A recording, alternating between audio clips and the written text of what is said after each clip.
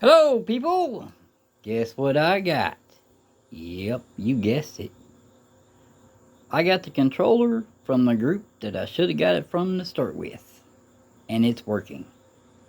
Working just fine. They did do some revisions.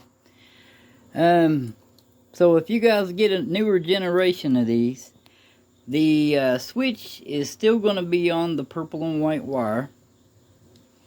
No big deal there. High brake is isolated off by itself on that's just a plain purple wire. It looks like it, but that's light shading going up through there, reflection. Controller is low brake compatible, but the bike, anybody that runs an E-Vader and trying to use these controllers, it's high brake, people. And that is the wire for high brake. It triggers 12 volt to go in this, shuts the controller off, activates regeneration. In other words, it shuts not really the controller itself, but it shuts the throttle down, so it does stop. That's something that last one was lacking. On the last one I had from their sister company, I'd let off the throttle, pull the brake lever, and the motor would start speeding up. Plus it had no power at all. None. It would not move the bike out of a wet paper bag. Alright, back on the wiring. Green. On my previous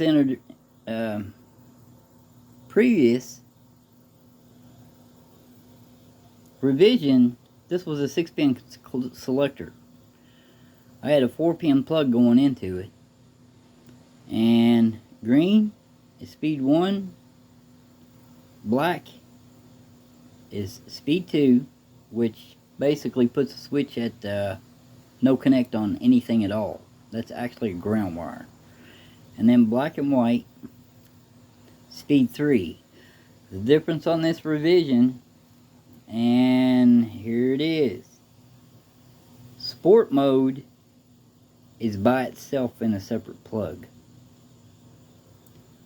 So if I want to keep sport mode, I'm going to have to take this wire and switch it out with this wire. And sport mode overrides your base settings. So whatever you set it at on current, then that's what it's going to try and draw. Just be mindful of your batteries, people.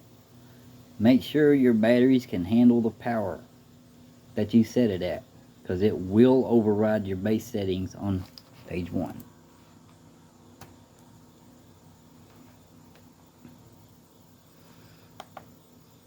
Page 1 is here. Oh, this dumb thing. Your base setting is here. That's going to be for speed 1, 2, and 3. That's for your current.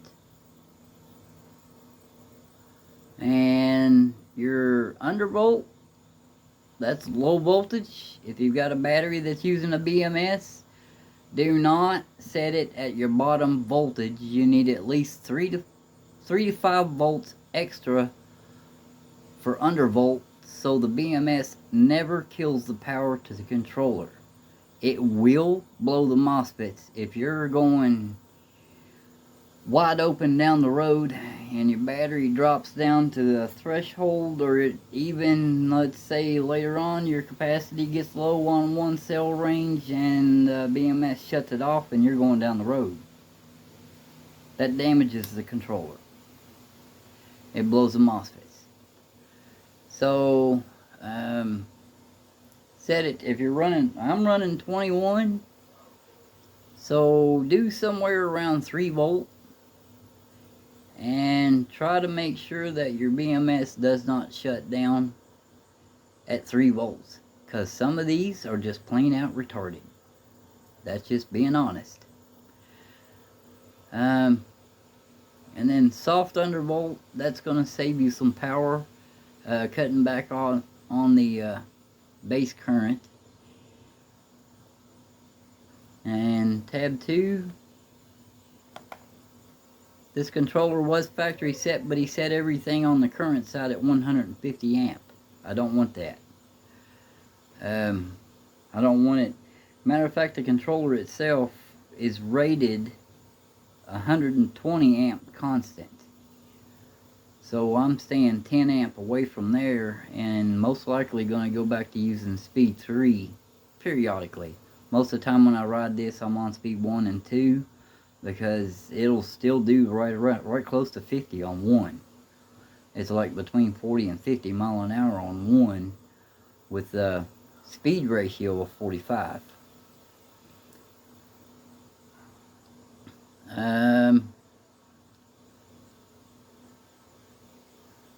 HTC enabled. I had somebody ask me about that before. This is a rotation speed limit. It can save battery power.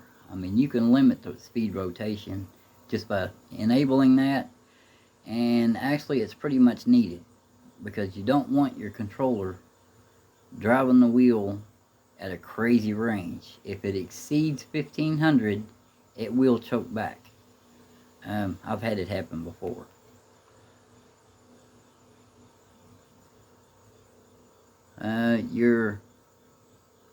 Your 3-speed settings, how you can tell which one to use. This is pretty much factory set. I haven't done anything. Well,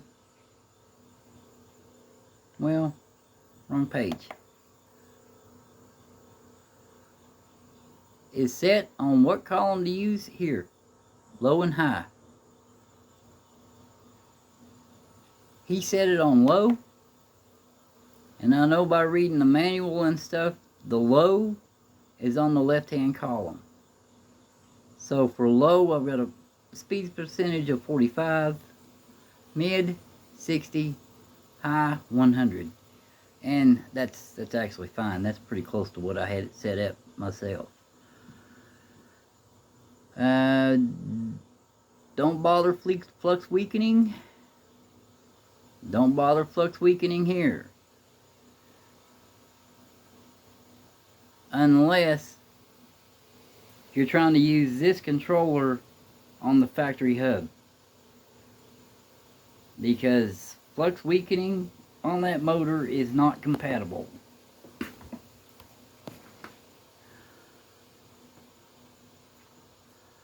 Flux weakening compensation, that is something that he had said already. EBS ratio.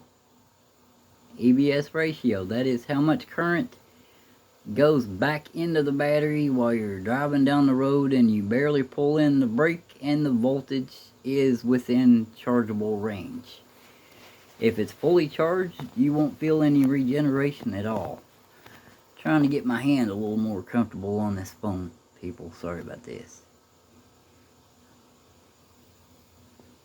And stay square with the image.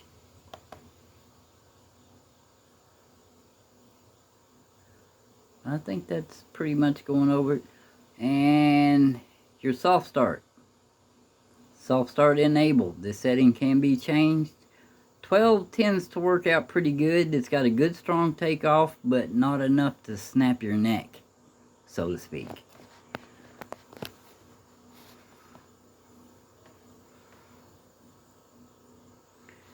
And I've already been over page 1.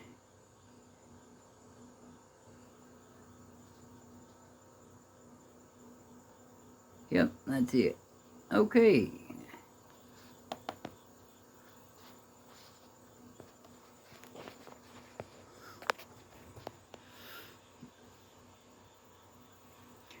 Alright, the other controller I had on the speed selector. The problem, not the original one, but the last replacement from their sister company, the speed selector would not work at all. Now, right where it says gears, this is speed 1, speed 2, which is medium, speed 3, which is high, and I don't have sport mode hooked up. I do have a button I can use, but it's also rigged in with the horn. And there's only one set of wires that's going to the horn, so most likely it's junctioned together somewhere behind the headlight. I can actually use sport mode if I take out speed 3 and replace it with sport mode. And it'll go low, medium, and then sport. That's where it'll go.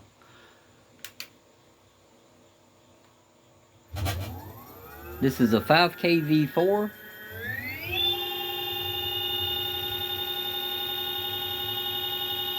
That's 45% of max speed.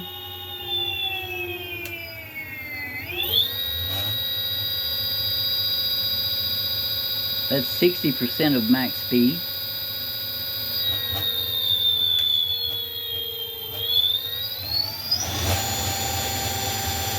And that's 100% of max speed.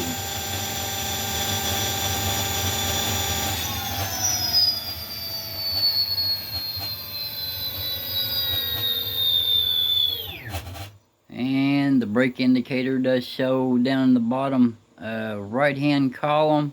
When you pull the brake, see the dot turn in? If you guys are programming these things, make sure if you've got the low brake or high brake connected, depending on which one you need to use, pull your brake and see if that dot lights up. And then also on your speed selector, just kind of stumble through the speed settings to make sure that they change. And give it just a small amount of throttle to start with. Regeneration should not activate under any circumstance whatsoever until you, 1, let off the throttle,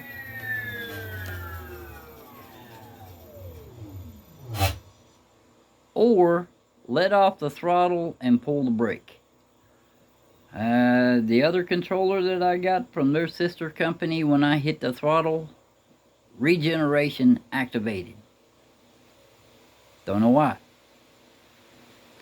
And also, when I gave it throttle, let off and pulled the brake, the motor speeded up.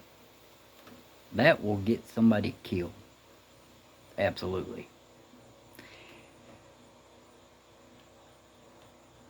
Okay, that's it. That's an update on the bike. And I think from this point, I'm pretty much done. I'm gonna wire tie everything back and probably even put the side panels on.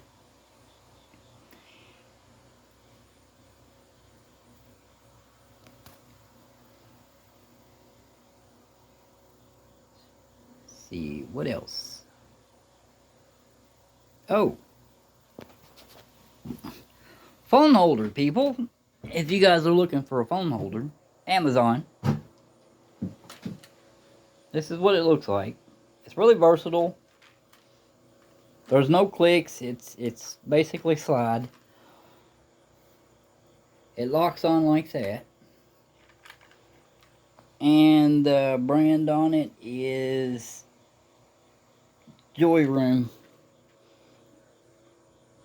You can set it right beside your mirror.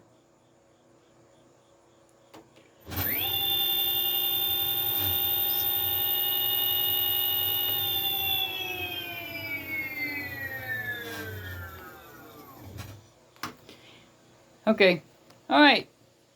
Glad to give you guys an update, and I hope you had better luck than I did. I know the stock motor really gave this Votol a hard time. Anyway, you people have a good day.